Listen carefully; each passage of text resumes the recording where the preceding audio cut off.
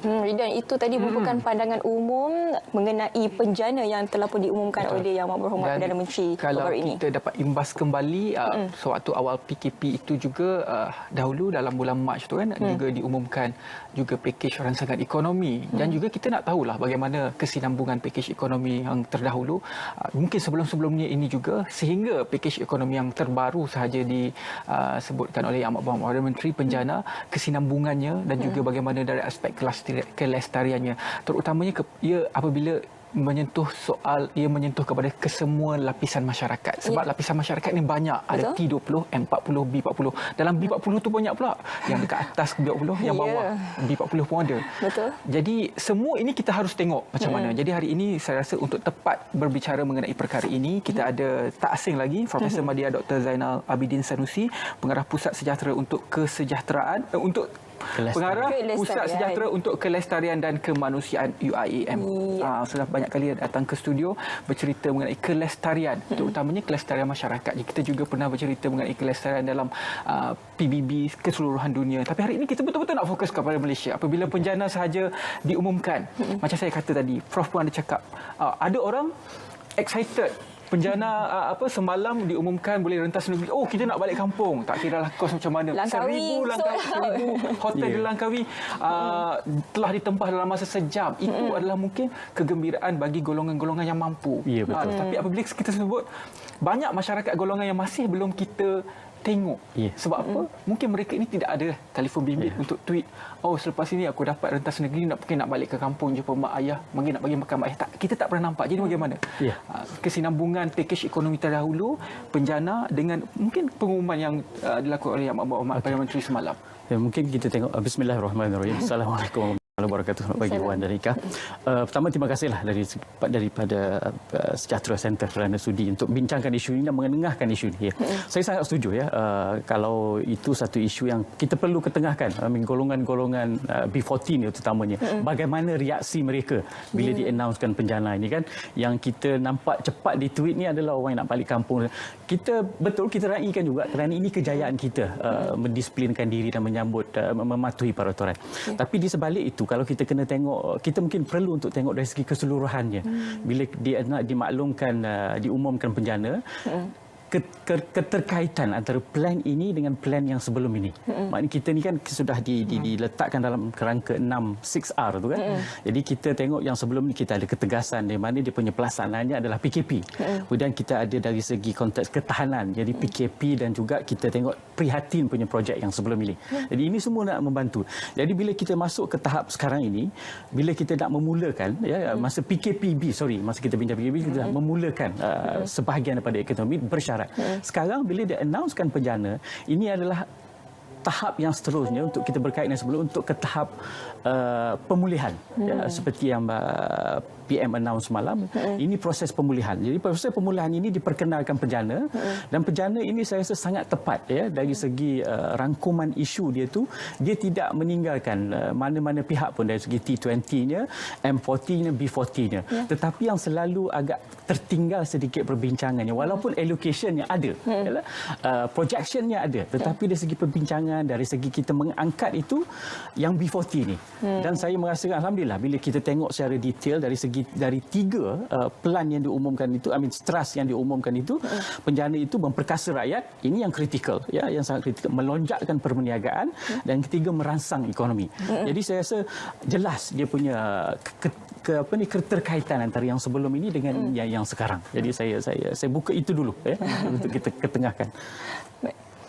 Macam Ridwan katakan tadi, kesinambungan antara pakej-pakej prihatin yang terdahulu dengan yang sekarang ini. Kalau kita boleh tengok sekarang ini disebabkan pemulihan 35 bilion.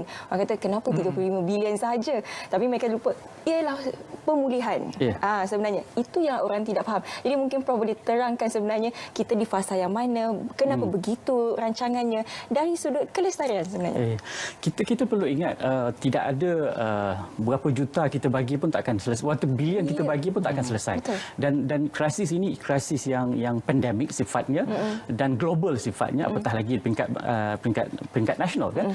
Jadi ini adalah perlu diingatkan, ini adalah pelan jangka pendek, kesinambungan daripada yang sebelum. Kalau kita tengok dari segi kelestariannya, bila kita tengok secara detail daripada 40 program yang dilancarkan di bawah 3 itu, kita tengok pertama penekanan terhadap B40 itu jelas. Maksud kumpulan-kumpulan yang sebelum ini mungkin akan berisiko hilang pekerjaan. So dalam prihatin sebelum ni berapa juta disediakan untuk M40 dan B40. Dan kali ini juga disambung lagi. Dia menyediakan, tak silap saya, berapa juta lagi. Mungkin berapa sambungan program subsidi upah. Ya, 5.3 bilion. Jadi ini yang memastikan kelestarian, dan kelestarian yang saya tekankan di sini bukan kelestarian yang bersifat alam sekitar saja, Wan.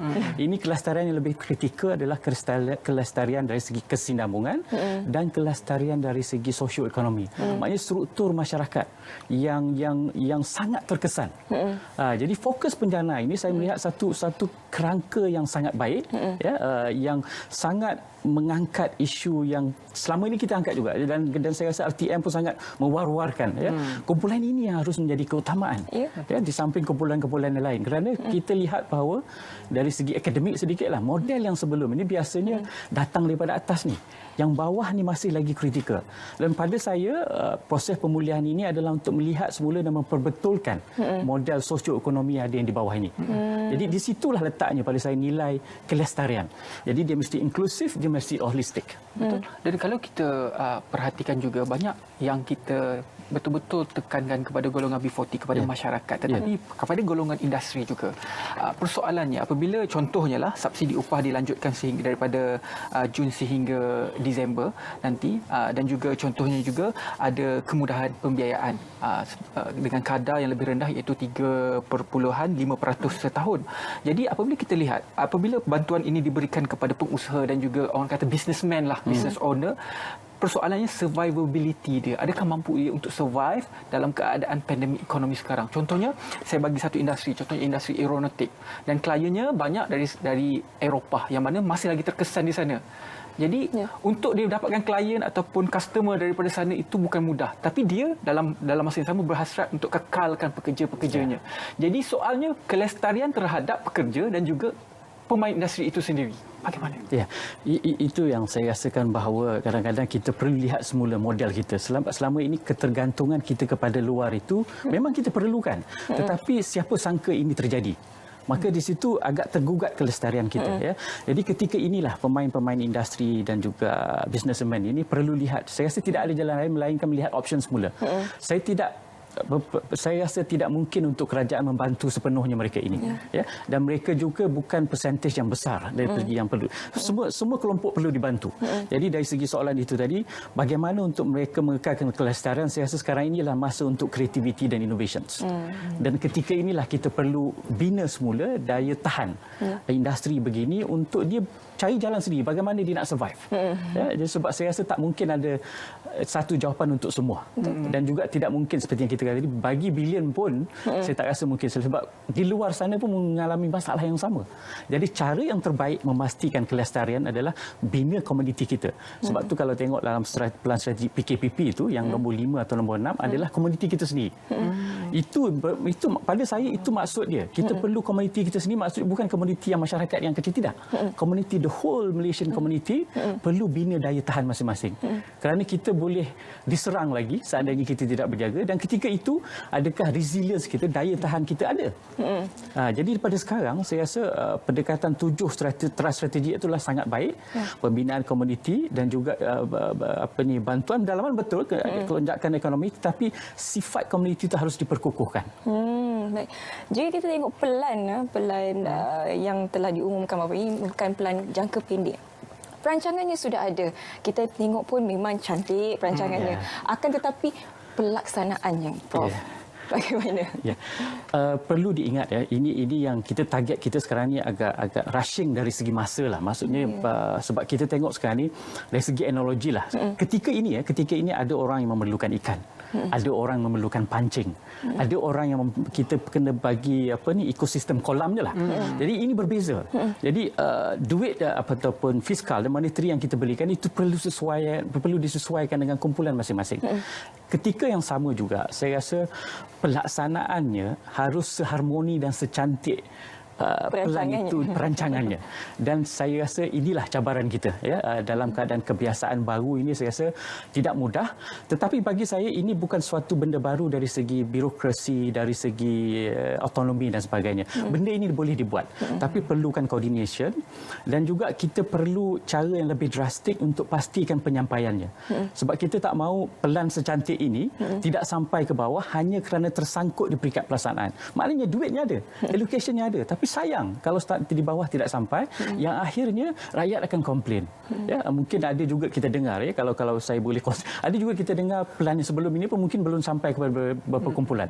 Kita kena akui ini proses yang kita perlu perbaiki, perlu kita segerakan. Sebab kalau tidak nanti akan lebih ramai kumpulan yang akan tertinggal. Maknanya dari segi sosioekonomi dia akan terus socially distance. Ya, maknanya itu perkataan yang sangat kritikal saya sekarang ni.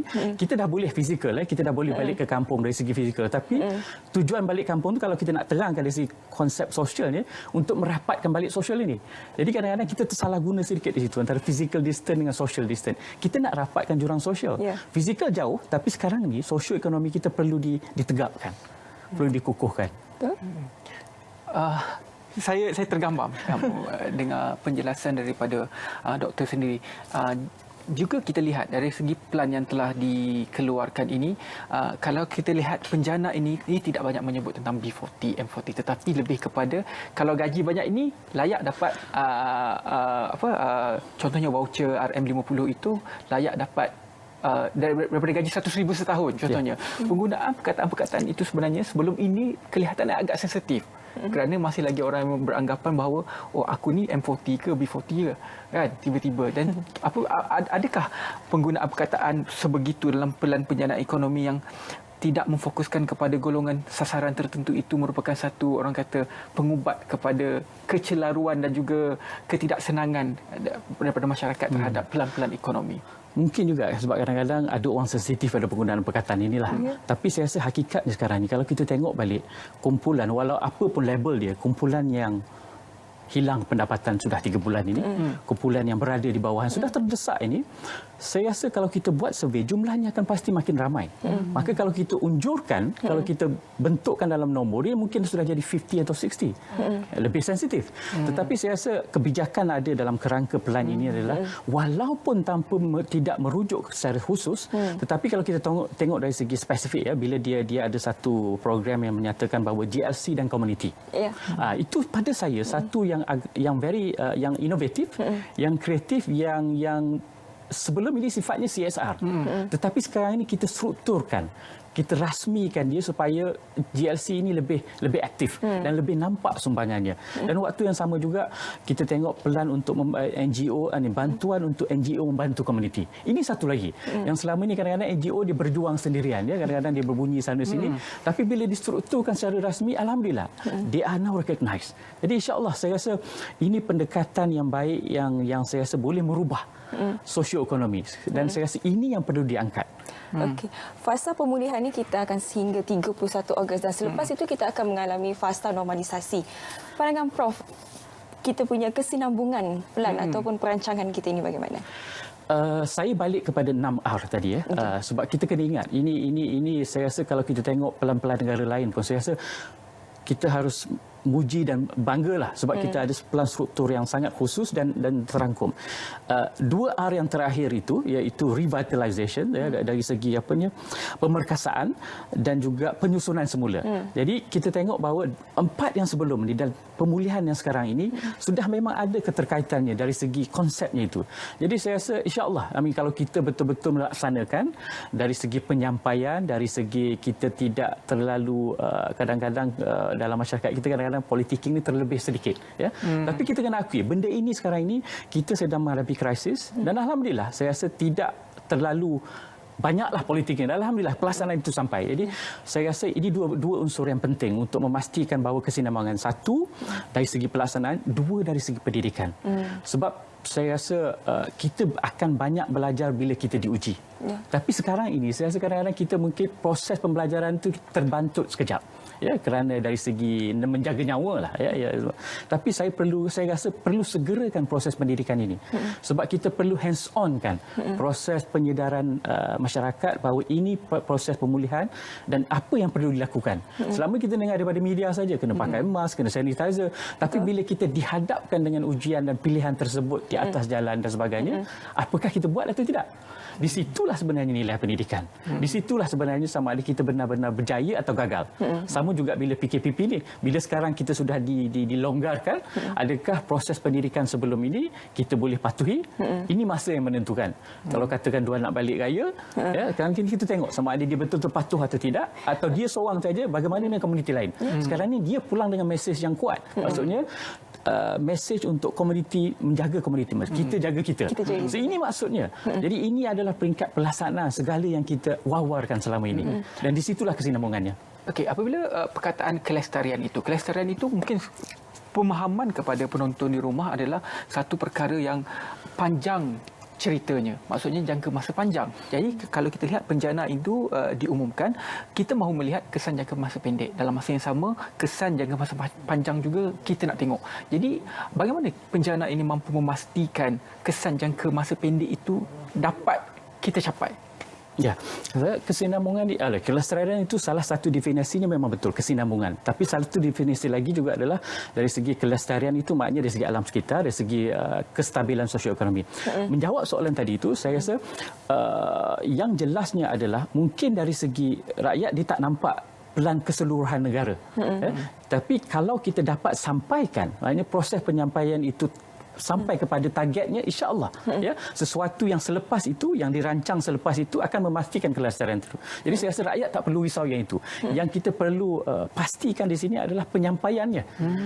Dan penyampaian ini kita ada masa mungkin dalam sampai Oktober, November untuk pastikan penyampaian ini. Dan kalau kita gagal mungkin bawa ke depan itu dah tak jadi dah. Dan tidak ada kelestarian di situ, tidak ada kesinambungan. So ringkasnya jawapan tadi adalah memastikan penyampaian betul berkesan, dan proses penyampaian ini kita perlu ubah sedikit. Kita perlu libatkan NGO, kita perlu libatkan individu misalnya. Seperti katakan kalau Ridwan ada individu, ada NGO tersendiri, ini masanya.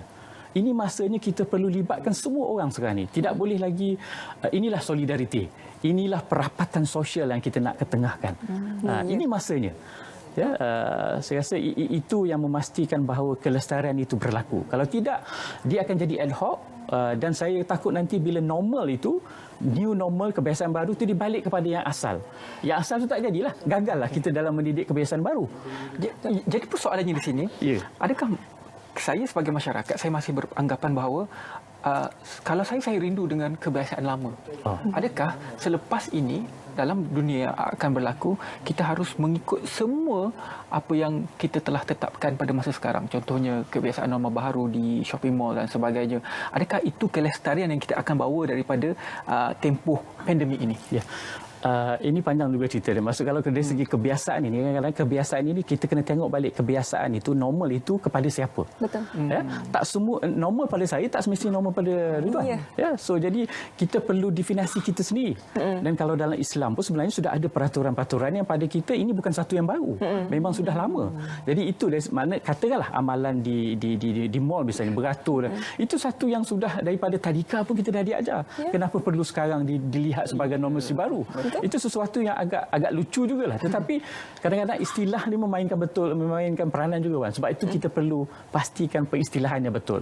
Penjarakan sosial ataupun penjarakan fizikal, normal baru ataupun normal kebiasaan baru, ini benda-benda yang kita perlu didik masyarakat yang mana penggunaan tepat.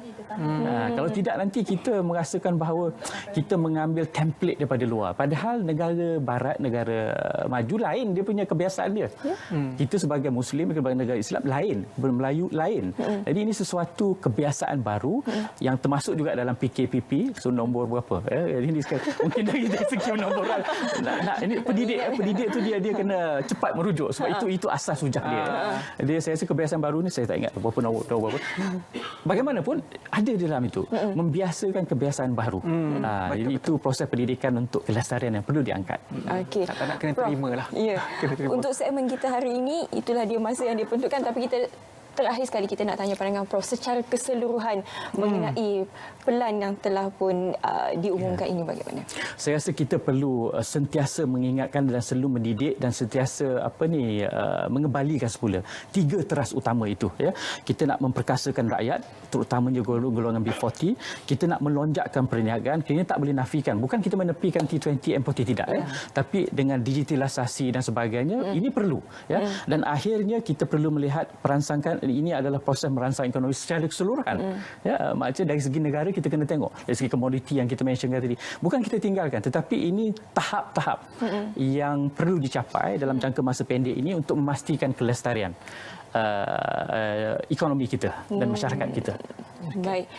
Jika nak cerita pasal penjana ini memang panjang ni Juan. Sebab itulah selepas ni kita akan bercerita mengenai penjana sekali lagi sebenarnya, tapi daripada sudut yang berbeza. Apapun kita nak ucapkan terima kasih kepada Profesor Madya Dr. Zainal Abidin Sanusi kerana memang tidak jemu-jemu bersama dengan kita dalam Selamat Pagi Malaysia. Mungkin tak kira lah cuti ataupun tak cuti. Dan kalau anda nak dapatkan pandangan-pandangan mungkin tulisan yang bagus, boleh saja follow Facebook. Terima kasih. Saya juga follow di banyak tulisan-tulisan yang menarik yang baca perkongsian daripada doktor sendiri. Terima kasih banyak-banyak doktor.